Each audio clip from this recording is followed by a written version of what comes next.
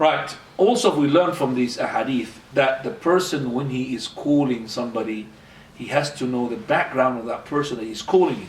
Because the Prophet of Allah, he told Mu'adh, you are coming to the people of whom? Book. That means you're not coming to a polytheist of idol worshippers. You're coming to the people who have got the book, but it has got forged statement in it. So you have to be as well equipped with what the Bible says. You have to know about that. So be ready, people of the book. So it's not you're going to call them about idols, to go away from idols. They don't worship idols. And also we learn from this that the Prophet ﷺ said to him, let the first thing that you call them for is to testify that there is no God worthy of worship except for Allah alone, and that Muhammad is a slave and his messenger. This is called Tawheed. So the first thing that the Da'i should start with is what? Tawheed, monotheism. You don't start talking about, do you know why we make the man to marry more than one woman? That's not the way to go and quote people to the Islam. You don't quote me why, for example, that we make the Fajr prayer at that time. No, you tell them about Tawheed, monotheism. The most important why, that is because the people who you're calling to, they want the core of Islam. The subject of the Qur'an. What is the subject of the Qur'an? The subject of the Qur'an is man. Man himself. Man's relation with Allah. Man's relation with the creation. Man's relation with everything. That is the core of the Qur'an. The whole of the Qur'an is about the man. What is the relation with his creator? Relation with the creation. Relation with himself. All of it to do with the man. So I want to make sure that these people understand. The Qur'an is not a book to tell you whether the earth is rotating or the sun is rotating. It's not for that. Or to tell you how the baby in the womb of the mother is being performed. It's not for that. It's not a scientific book to do with science, calculation and chemistry. It's not for that. The main core for that is the relationship of the man to Allah, man to himself, man to people. Tawheed and monotheism. So the person should start with Tawheed, and that is how the person would be successful in his da'wah. Also, this is the da'wah of all the prophets. We find all the prophets, all of them. وَلَقَدْ بَعَثْنَا فِي كُلِّ أُمَّةٍ رَسُولًا أَنْ يَعْبُدُوا اللَّهَ وَاجْتَنِبُوا الطَّاغُوتَ. We have sent in every nation a prophet. What for? That is to worship Allah and keep away from the worship of the Taghut. So the Prophet of Allah was calling to this Tawheed for 13 years in Mecca. And then we learn from this, he said, if they obey you, then tell them there is 5 daily prayers. If they obey you, then tell them about the fasting. If they obey you, then tell them about the sadaqah. So we see graduation in the da'wah. Don't get the da'wah and go. So the person you call him, by the way, it's Tawheed, but I'm telling you, there's 5 daily prayers at the same time. Before he accepted the Tawheed, you're warning him against the what? The Fajr prayer is going to be difficult for you, brother. Are you telling him off to come to the da'wah? So you tell him, so he accepts Tawheed, he will be willing to do other issues. Accepts the monotheism, and then after that you tell him. But don't tell him about the hardest thing that the religion that puts him off. It reminded me of a brother who alhamdulillah embraced Islam, but he stayed for a bit of time before embracing Islam, coming to the Fajr prayer, to the Fajr prayer. And he's not a Muslim. And he prays with us, and I said to him, why brother? He said, I want to try the hardest thing in Islam before I embrace Islam.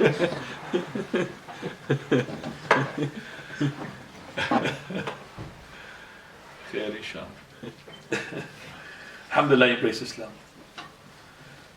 Right, also we learn from this that you start with the important, then the important. When you finish important, so the Shahada important, and then after that the Salah. Don't start with the Salah, then the Shahada. Important and the important. Graduation there.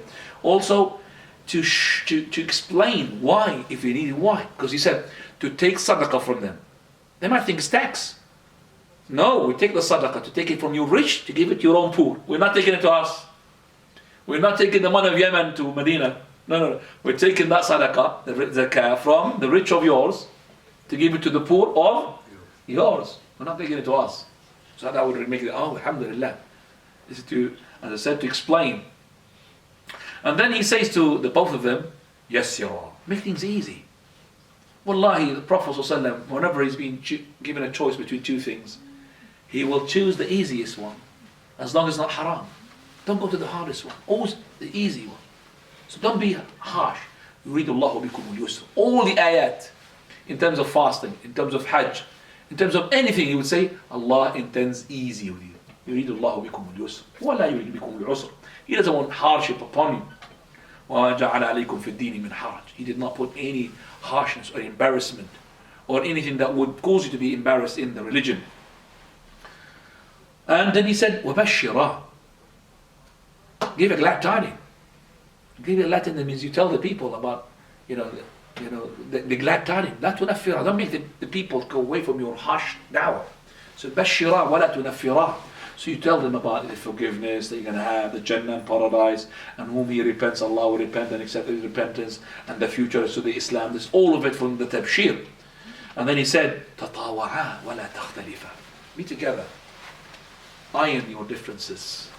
Don't split from one another. Don't differ. Why? Because this is called ittihad. This is called the unity. Don't disunite amongst yourselves. تَطَاوَعَا وَلَا تَخْتَلِفَا. And we find also from the virtues of this man, Mu'adh ibn Jabal, his companion, that the Prophet ﷺ, he had praised him a number of times. He said, نعم الرجل أبو بكر, نعم الرجل عمر, نعم الرجل أبو عبيدة, نعم الرجل معاذ. What a good man, Mu'adh radiallahu anhu. He was so close to the Prophet ﷺ. Most of the times, one day he was on the same donkey of the Prophet. Prophet was on the donkey and he was behind him on the same donkey.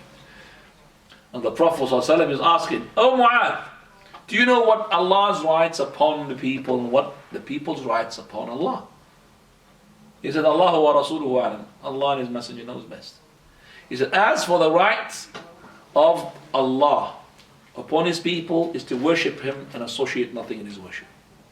And as for the rights of the people upon Allah, look, there's a rights for us upon Allah subhanahu wa ta'ala, that if we do so, Allah will put us in paradise." Do you understand that? So the rights of Allah upon us is to worship and associate nothing in His worship. If we do that, we have a right upon Allah. Allah says, "You have a right upon me that if you do that, I will make you to enter Jannah, in paradise." And in this as well, it tells us that is to worship Allah and associate nothing in His worship. This is to keep away from the shirk, because the shirk invalidates all the deeds. And I keep emphasizing every time we mention the shirk, it's very important that the shirk will nullify your tawheed straight away. So all of those people who do tabarruk with other than the Prophet ﷺ's items, they go to the shrines of such and such person, Sidi al-Badawi, or al-Rifai, or al-Jilani, and they make tabarruk. And they ask those people to cure them, or give them barakah. A'udhu billah. How can you do that from the dead people? How can you teach them tabarruk? This is shirk. Also those people who go to the fortune tellers and the sorcerers. Also those people who hang talismans and charms, not for beautification, charms for what? Protection. Even those people who have started to imitate the kuffar, they are not just putting charms in, but putting silly charms and silly talismans. Like a person hanging a rabbit foot. Subhanallah. Or a person bringing a teddy bear to bring luck for him. Imagine in the West, little teddy bear. See with a brother, a Muslim brother calling him teddy bear. What is he going to do? Like he passed the exam, you're putting in the teddy bear in his exam. Subhanallah. You know what's the rabbit foot as well? The rabbit foot and all of that talismans. Rabbit foot is a hanging rabbit foot because he believes that the foot of the rabbit indicates the hands of the rabbit that would communicate with the underground power. MashaAllah. There's a communication with this power. Because it's complex logic. Yeah, there's no. I went one day to a zoo, and I sat down for relax because I was so tired. Big zoo. Then I sat down. I didn't know I sat down. Beside something, and I found a bunch of girls, young, I don't know, teenagers. They came, and they were standing next to this hole, and they were like this. And then they threw a coin. So out of curiosity, just wanted to see it. It says there, threw coins for luck and make a wish. The sign says. So they do it. They're holding a coin and they're making a wish, and they threw that coin. I'm pretty sure that the person who works in that zoo is happy for these people who are. Allahu musta'an. What I'm going to say about the money going to there, isn't it? Throwing the money. Have you seen the people who are throwing money into the fish pond? Yeah. Well, making a wish. Subhanallah. And they are these people who invent planes, and trains. You know, how can you invent a plane and train and you still think of this? Allah musta'an. May Allah guide them. Allah guide them. Right. Coming now to Mu'adh ibn Jabal radiallahu anhu wardah, in terms of his admonishing and his advices. He used to advise us, of course, because he's a knowledgeable person, a scholar, to seek knowledge, and to sit with the knowledgeable people. تعلموا العلم. Learn the knowledge. فإن تعلمه لله خشية. For very, if you learn it for the sake of Allah, this is going to gain you submissiveness. خشية. وطلبه عبادة. And verily, seeking the knowledge is in itself a ibadah, a worship. ومذاكرته تسبيح. And studying the knowledge is like he's saying Subhanallah, glorifying Allah. وَالْبَحْثُ عَنْهُ, and searching for that knowledge is like making jihad. وَتَعْلِيمُهُ, and teaching it لِمَنْ لَا يَعْلَمُ, to the ones who doesn't know, it is sadaqah, it's like a charity. And وَبَذْلُهُ لِأَهْلِهِ, and also to give it to those people who deserve it, then it is qurbat, making you close to Allah. لِأَنَّهُ مَعَالِمُ الْحَلَالِ وَالْحَرَامِ, because it is the sign to indicate for you what is halal and what is haram. وَمَنَارُ أَهْلِ الْجَنَّةِ, and it is the light that will give you to go to be the inhabitants of the people of paradise, and so on and so forth. From this, it shows me a number of issues, that the knowledge and the greatness of the knowledge and the greatness of sitting in the study in circles. For the Prophet ﷺ, he said, طَلَبُ الْعِلْمِ فَرِيضَةٌ عَلَى كُلِّ مُسْلِمٍ. Seeking the knowledge is incumbent upon every Muslim. The knowledge of Sharia, of Deen. مَنْ يُرِي اللَّهُ بِهِ خَيْرًا يُفَقِّهُ فِي الدِّينِ. Whom Allah intends good to him, He will give him the understanding in the religion. That means not the understanding in physics or maths. It's good, but this is not what is intended in this hadith.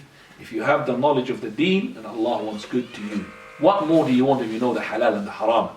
And you will be as well removing the ignorance of other people. That's what you want. Alhamdulillah, ad-dunya mal'una mal'un ma fiha. All the life is to be cursed, and everything is cursed in it, except this knowledge.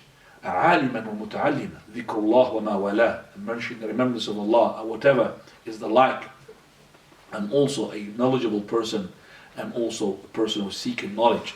من سلك طريقا يلتمس فيه علما, the great hadith of Abu Darda, the Prophet ﷺ said, he who goes on a path seeking the knowledge, Allah will put him on a path that will lead him to paradise. And verily, the difference between a scholar and a non-scholar, between the person who is knowledgeable and the one who is ignorant, just like the difference between the moon when it is full and the rest of the stars. When the moon is full, the stars will disappear.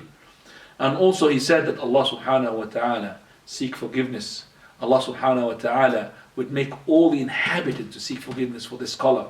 For verily, everything which is in the heavens and everything on the earth, the inhabitants of the skies, from the angels, even the inhabitants of the sea, from the fish and the whales, they will seek forgiveness. Even the ants will seek forgiveness for that scholar. And he said that verily they are the inheritors of the prophets, and the prophets did not bequeath any dirham or dinar, but they bequeath the knowledge, and he who does take the knowledge, then he's taken a lot of abundance of good. So if you are a person who is a knowledgeable person, then you are an inheritor of prophet. You have inherited the understanding of the prophet. Remember that this knowledge that was being handed down is handed down from Almighty subhanahu wa ta'ala to Jibreel, from Jibreel to Muhammad sallallahu, from Muhammad sallallahu to the companion, from the companion to the followers, to the followers of the followers, until us. So if you are taking the knowledge, you're taking it with a chain, linked together, inshallah, with a solid chain, all the way to Allah the Almighty subhanahu wa ta'ala. So this is the knowledge that you need in order to pass the test, otherwise you're going to fail the test. The knowledge that you need to make sure that your ibadah is correct, otherwise you could be making an ibadah for 60 years, none of your ibadah is accepted. Remember what Luqman he said to his son, Ya bunay, O son, takhayyar al-majalis, always choose the right gathering, the right circle. And فَإِنْ وَجَدْتَ قَوْمًا يَذْكُرُونَ اللَّهِ, if you find people who are mentioning Allah, remembering Allah, seeking the knowledge, then sit with them. And if you've seen a person who is a knowledgeable and scholar, that Allah will benefit you, and He will teach you if you are ignorant. And may Allah subhanahu wa ta'ala, that He would look at this circle, and then He will, with His mercy, encompass you, so you will be having the mercy. And if you have seen people, they don't mention Allah, they don't say or seek the knowledge, don't sit with them. For verily, maybe that you will not find a scholar there, that he will have a person who is an innovator. He will increase you into your ignorance, and may Allah as well, maybe He will strike them with a curse, and that curse would strike you as well. So the person is in need of the knowledge more than he is in need of the food and the drink. For verily the food and the drink is for the flesh to grow, but the knowledge is for your spiritual knowledge, the spiritual gain, which is very important. Allah subhanahu wa ta'ala, He did not ask from the Prophet ﷺ to increase in his wealth or in honor, but told him to increase in his knowledge. وَقُلْ رَبِّي زِدْنِي عِلْمًا. Say, O Lord, increase me knowledge. So he told his Prophet Muhammad ﷺ to ask him not to ask for money or honor, but to ask for knowledge. And the Prophet ﷺ, according to Salama, every Fajr, he says, اللهم إني أسألك علما نافعا ورزقا واسعا وعملا متقبلا. O Lord, I ask you a beneficial knowledge. قال, and ورزقا واسعا, abundance of provision, and وعملا متقبلا, and also a knowledge, a deed which is accepted. So he said, he started with علما نافعا, a beneficial knowledge. What is a beneficial knowledge? The beneficial knowledge that removes your ignorance, and also with the intention to remove the ignorance of others. This is the beneficial knowledge. Otherwise, this is not a knowledge that you're really beneficial to you. You seek the knowledge in order to be yourself in knowledge, to know what to do regarding your ibadah. For very, it could be a person praying for 60 years, none of his prayers accepted because of his ignorance. So, وَقُلْ رَبِّ زِدْنِي عِلْمًا. Say, ask Allah subhanahu wa ta'ala to increase you in the knowledge. And we find as well that Allah subhanahu wa ta'ala, He had given His favor to His Prophet sallallahu alaihi wasallam by giving him the knowledge.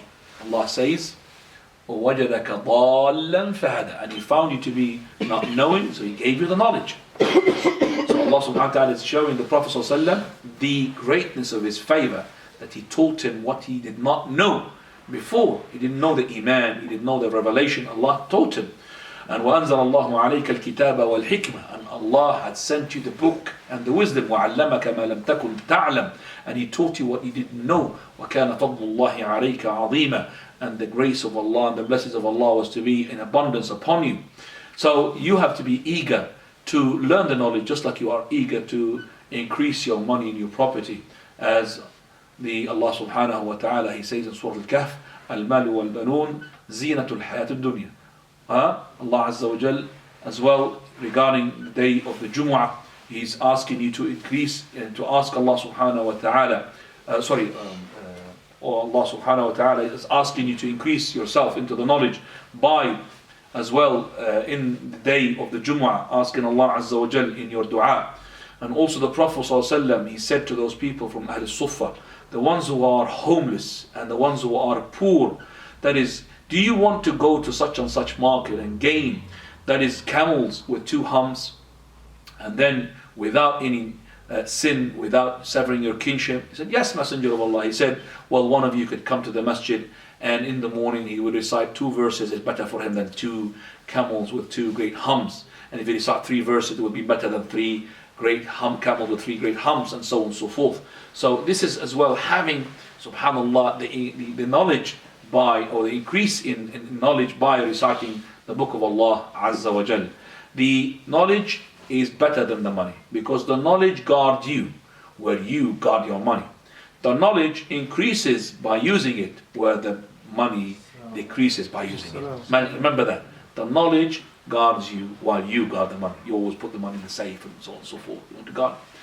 And for the knowledge as well, it will increase as the more you use it, the more you convey it to the people, increase. Whereas the money, if you use it, it will decrease. Subhanallah. Prophet ﷺ said, "Ad-dunya li-arba." The dunya is for 4 people. رَجُلٌ أَتَاهُ اللَّهُ عِلْمًا وَمَالًا. Allah Azza will give him knowledge, and He gave him as well the wealth and the property. قال فَيَتَّقِ اللَّهَ فِيهِ. He is fearing Allah subhanahu wa ta'ala in that money, and he is يَصِلُ رَحِمَهُ. He is joining his kinship, and يَعْمَلُ لِلَّهِ حَقًّا. And he does what Allah subhanahu wa ta'ala wants him to do. He is in the أفضل المنازل. He is the best of people. And رَجُلٌ أَتَاهُ اللَّهُ عِلْمًا وَلَمْ يُؤْتِهِ مَالًا. And a man whom Allah gave him knowledge, but He did not give him the money, but he looks at the other person, he says, if Allah gives me money, and he's got truthful in his intention, I will do the same thing as that man. Then he's got the same rank as that man, even though he doesn't have the money. So their reward will be the same. أجرهما سواء. And a man, the third one, whom Allah gave him money but did not give him the knowledge. So he does not fear Allah regarding his money. He does what displeases Allah Azza wa Jal. He does not join his kingship. He does not do what Allah wants him to do. Then he is in the worst of places. And a man whom Allah did not give him knowledge, nor he gave him money.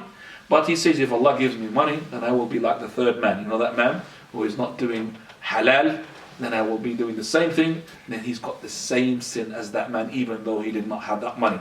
So those are the 4 types of people. Which one do you want to be? The ilm, as our Imam Ibn Jabal, he says, the knowledge is when you seek it, is jihad. وَمَا كَانَ الْمُؤْمِنُونَ لِيَنْفِرُوا كَافَّةً. Allah says in Surah Tawbah that the believers should not be going to jihad altogether. فَلَوْلَا نَفَرٌ مِنْ كُلِّ فِرْقَةٍ مِنْهُمْ طَائِفَةٌ. That is, from each group of them there should be a group of people stay behind لِيَتَفَقَّهُ فِي الدِّينِ, in order to learn the religion, وَلِيُنْذِرُوا قَوْمَهُم, and also to warn the people who come to jihad, إِذَا رَجَعُوا إِلَيْهِمْ لَعَلَّهُمْ يَحْذَرُونَ, when they come back to them, then they may pay heed. So here, not all the people go to jihad. Some of them should sit down and to learn the knowledge, in order that those people who went to jihad to come back and learn from those people who had learned the knowledge. So here Allah subhanahu wa ta'ala, He had called the learning of the knowledge nafir, even jihad, just like facing the enemy. This knowledge will give you this submissiveness and this khashya from Allah subhanahu wa ta'ala. إِنَّمَا يَخْشَى اللَّهَ مِنْ عِبَادِهِ الْعُلَمَاء. Verily, those who are fearing Allah, those are the scholars. And Allah subhanahu wa ta'ala will give us this khashya and submissiveness as soon as we have the knowledge. Believe me, if the people do not take from the predecessors' knowledge, and the people who are predecessors or the knowledgeable, the scholars, had gone and died without us taking the knowledge, then await disaster. But if those people who are knowledgeable people are alive and you took the knowledge from them, then alhamdulillah, we're still in link with them. For verily Allah Azza wa Jal, when He had given this knowledge to those people, this knowledge transferred into books. Okay, so yes, you could go in the books, but still the keys for this knowledge is in the hands of these people. So in order for you to learn from the book, you need to have the what? The key.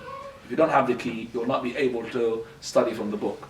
So the scholar is not the scholar who is basically having his knowledge from Sheikh Google and Sheikh Jeeves and all these sheikhs of the internet, or read just a bit of there and a bit of there. No, the scholar is different. If you want to learn from the book, you haven't got a scholar, yes, you could do that, but there's conditions for that. You have to have, as I said, at least accompany the scholars for a bit to learn how to take the key. The key how to learn, because the key is still in their hands. Yes, the knowledge is in the book, but the key is in their hand. So as well, you have to be updated all the time. There are great matters and great affairs that nobody would know except for the scholars. See, the scholar, he's the one who will tell you in time of fitna like these days. It's not really going to hold a manual. You know when for example, a pilot, who was piloting the plane, something happened in the plane. What he does, he pulls out the manual and he starts saying, what are we going to do, stage 1, stage 2, stage... True or not? But it's not like this when we have, for example, a disaster in Syria. It's not going to get the manual, what we're going to do. We need to have what? Communication with who? With the scholar. See, the difference between the scholar and between who is the one who is just using a manual is like the difference between a shoemaker and a shoe seller. Do you understand the shoemaker and shoe seller? The shoe seller, the person comes to him. He's got, mashallah, massive foot. Foot like a boat. Brother, my size is 50. Do you have a shoe there? 50? I don't think you're going to find it. I'm sorry, brother. Any other shop? I don't think so, brother. 50 is a big size. You go to a shoemaker. My foot is 60, never mind 50. Brother, I could make you anything you want. That's a scholar. He will tell you. But the one who got the manual, I'm sorry, I haven't got an answer for you. See, that's the difference, the scholar and the non-scholar. So the scholar, he will tell you in those issues, in those matters, which is daily life, what to do. We need them. Without the scholar, we are in total darkness. And Allah subhanahu wa ta'ala, He made the scholars above the non-scholars. قُلْ هَلْ يَسْتَوِي الَّذِينَ يَعْلَمُونَ وَالَّذِينَ لَا يَعْلَمُونَ إِنَّمَا يَتَذَكَّرُ أُولُو الْأَلْبَابِ. Say to them, O Muhammad, are they equal? The people who know and the people who know not? No way. Only the people who pay heed, they will know the difference. We say in Arabic, al-ilmu nur. This is a parable, well known. Hikmah mashura. Knowledge is what? Light. Al-ilmu nur. Wal-jahlu dhalam wa dhulumat. And the ignorance is to be darkness. That's what the ignorance. When the person seeks the knowledge, it means seeking to enlighten himself, enlighten the path of others. So don't be in the darkness of this ignorance.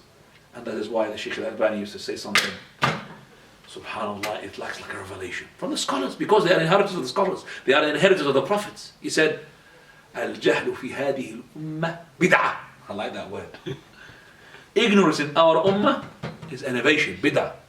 We shouldn't have ignorance. Al-jahlu fi hadihi al-ummah bid'ah. Subhanallah, hikmah comes only from the scholars. Only from the, this is from Shaykh al-Albani rahmatullah. أقول قولي هذا وأستغفر الله. If you have any questions.